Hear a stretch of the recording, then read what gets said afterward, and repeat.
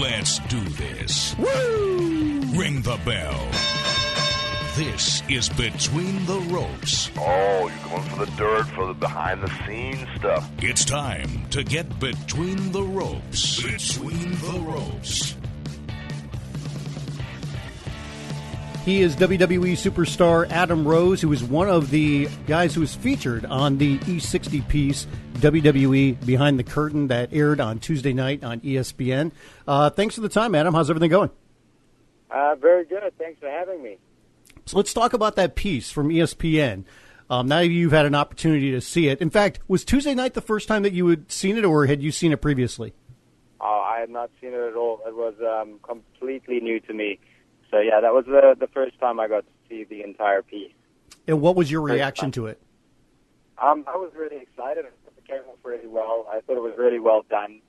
I don't think I think it was a really good look at all the different aspects of, firstly, what it takes to become a WWE superstar, and secondly, a very personal look at what the guys go through to get there. Yeah, and that's it's a very good piece. I thought it was very good too. And you know, it's funny when you look at a piece like that, you see all the work and the dedication and the detail that goes into everything. Do you think that the average person knows just how detailed and how much goes into all the planning and everything when it comes to being a WWE superstar? I think the average fan has absolutely no idea exactly what it takes, and just the amount of training and the amount of time and effort, and I think they have no idea or concept even of what it takes to become a WWE. I think it would actually, it's a good piece because it gives you an idea. It's still so much more than that even. You know, just the amount of time, the dedication, the training. I mean, and it's years and years and years of training, and I don't think the average person watching understands that at all, because they just see the final product. They don't see 10 years of work to get there. You know what I'm saying? Yeah. So I don't think they have any concept at all as to what goes into it. Was it harder for you, or was it harder for your wife to watch that piece? I think it was hard for both of us in different ways. I think for me, it got really personal. Like, I mean, there's stuff there that was really personal, and but I'm happy that it was shown. I'm not unhappy that it was shown. It's just I think it was. It makes you a little vulnerable when you see that things are that personal coming out, and then for my wife, I think it's hard because I mean she's been with me through the entire journey. She's been with me through all the ups and all the downs, and so for her, it's hard for her to watch me go through all that, and then to see it all pay off at the end of the day. I think we will share in the reward of that. You know. Mm-hmm. What did you expect when it came to the piece? Because while it obviously showed, it featured, Xavier Woods and Corey Graves, I think you were really the heart of the piece. You were the emotional attachment to see everything that you had gone through and, what it was going to be with this part of your career and trying to transform it as somebody else and, seeing how close you were to maybe not being able to realize that dream. Yeah, I think it's all relative.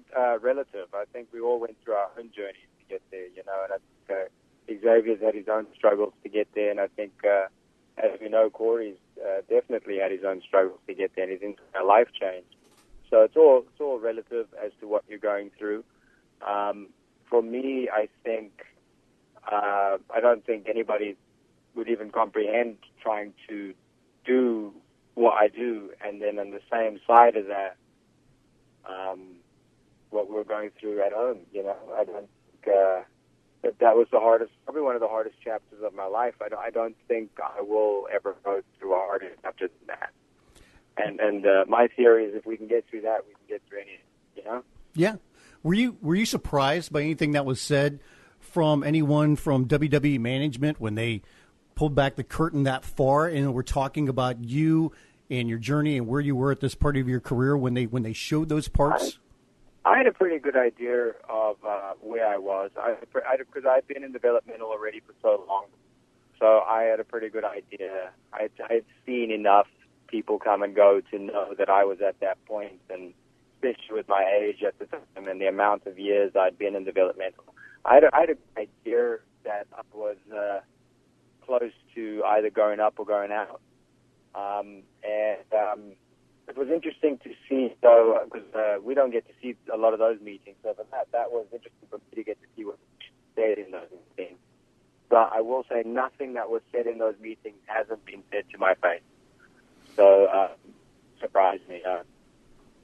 When it came to being Leo Kruger, and you had been that character for so long, what do you think was missing? Because that was something that obviously was talked about a lot, and everybody said, you know what, there's something there, we see talent, but there's just that little thing that's missing, that's not connecting or whatever, that we need to make a change here. Can you put your finger on what that was?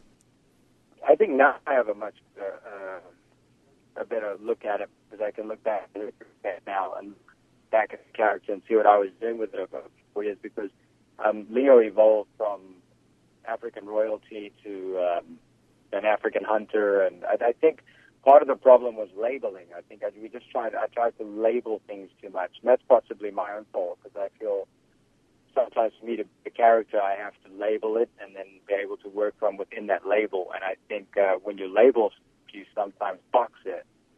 And I think that was one of the mistakes. And then I also think I'm the type of person where I'm never a 6 out of 10. I always go 10 out of 10, or I always go 12 out of 10. So I think maybe the character slightly turned down, slightly more humane would have worked better. I think that's all I needed. I feel like Leo Kruger just needs a slight tweak to being more humane, if you know what I'm saying. Yeah. I explain that. I almost wonder if, and this is a good fault in anybody, if you're too nice of a guy to play that level of a mean-spirited heel when it came to the Leo Kruger character. What's the question again? No, I mean, would you agree with that? And that, how hard is it to be? Because you're a very nice guy, and there's plenty of other people too. But to be that level of a heel, I wonder if for some people it could be very difficult to kind of transform and be kind of that mean-spirited person that the character necessitates. I don't necessarily agree with that. The reason I'll say it is because I know some baby faces that are really mean people that make great baby faces, and I know some heels that are really nice people but make great heels. So I don't think that's 100%.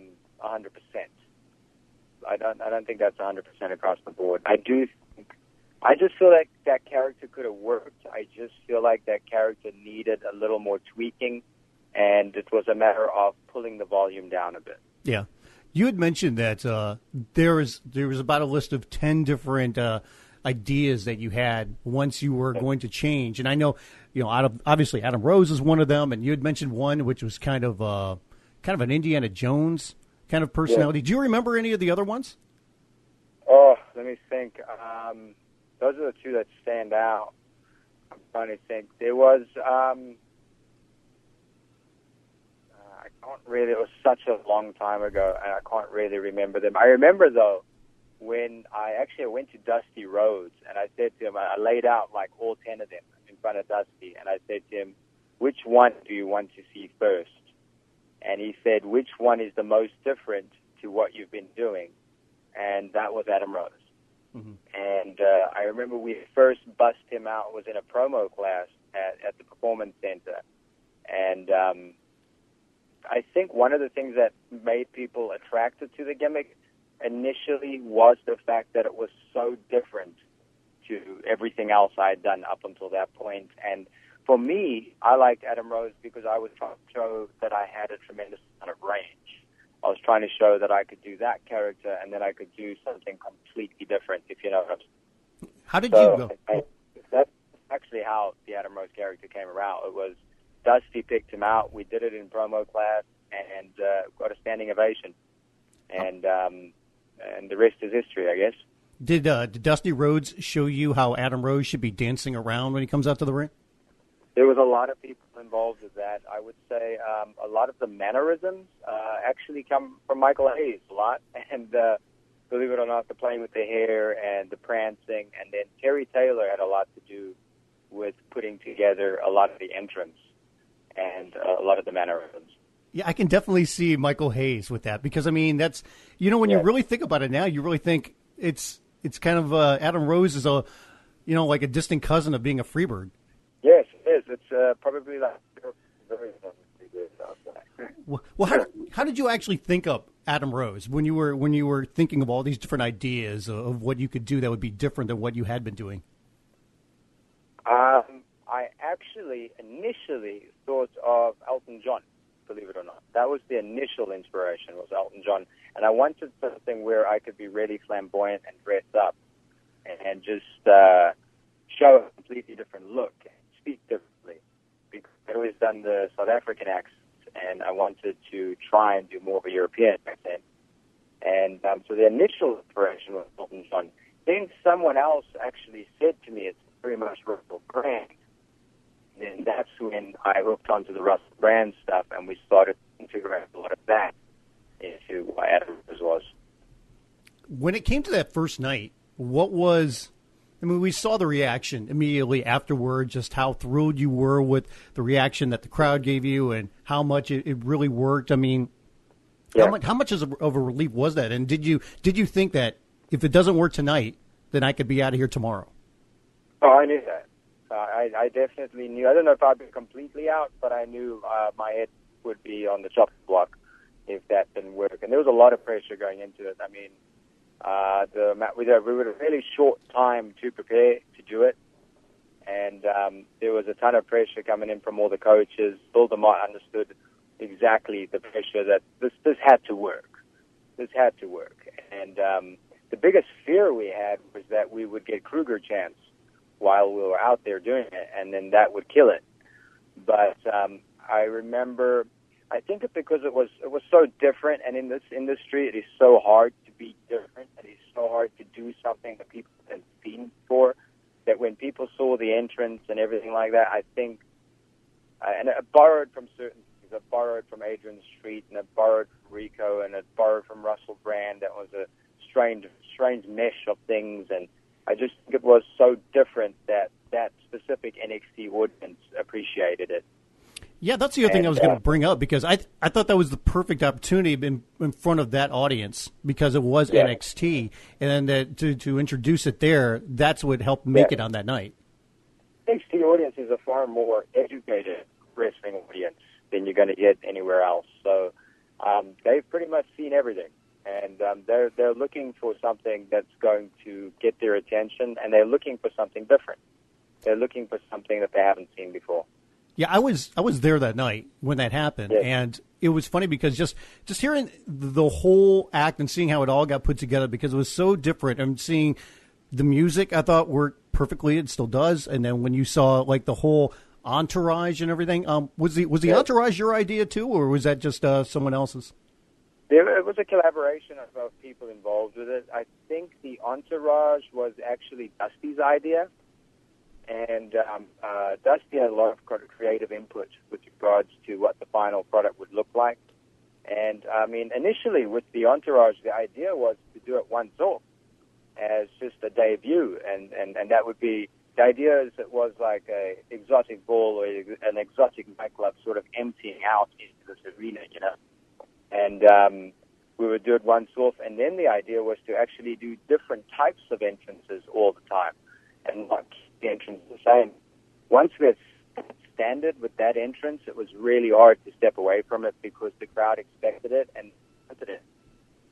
And I think the good thing with having that entourage is you could put anybody in there. You can have so many different characters, and nothing is too wild to be part of the entourage. I mean, in fact, I'm sure that's one of the reasons why, like, let's think of weird ideas of people we could put in this, and that's where the idea for the bunny came about, I'm sure. Yes, initially the idea was to have it be more, look like a nightclub entering, like exiting, one or two characters that were all over the top. Then it just grew from there, and then, I mean, it was limitless as to what we could actually do, which is rare again, is like, it was the type of character where it had no limits.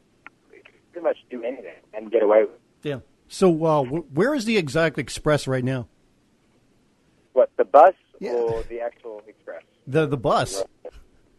The bus is still around. We don't use it as much, but it's around. Yeah, I keep waiting for you guys to break out the bus a little bit more. So when it came to your call up, when you got the call that you're going to be moving to the main roster, what was that reaction like compared to that first night of being Adam Rose? Well, I mean, once again, now it was all over again, nerves, and all over again the stress of how is this going to be received. And once again, I think the NXT audience is a very educated audience, so I think they were more open-minded to what they were seeing. Whereas in mass audience, the WWE Universe, they need to warm to you first, if you know what I'm saying. And right. It takes time sometimes to win them over. And I think that was the biggest difference, is it was taking time to get them to warm to the character.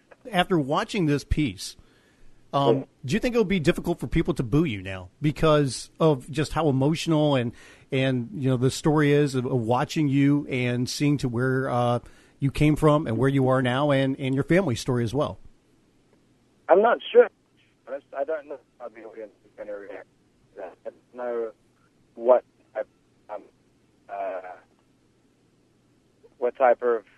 how that's going to affect the audience. I'm not sure. I'm going to have to see, honestly, what the audience does now. I'm not sure how that's going to affect the audience with regards to Adam Rose right now. Well, it'll be interesting for me to see. I'm as interested as everybody else to see what the audience does now. Well, I really appreciate the time. It was a fantastic feature. I wish you nothing but the best. I've always enjoyed the character, and nothing but the best for the family as well. By the way, how is Maverick doing? Maverick's doing great. He has eating issues, but other than that, his health's good, and he's going to school, and a happy little boy. So, I couldn't ask for more when it comes to that. That's great news. Thanks again, Adam, and keep up the great work, and I hope we can do this again soon. Thank you. Thank you for having me. Appreciate it. The talking is over. Thanks for downloading Between the Ropes. No, you guys are awesome. Thank you. For more, go to BetweenTheRopes.com and subscribe to Between the Ropes on iTunes. Thank you. Have a nice day.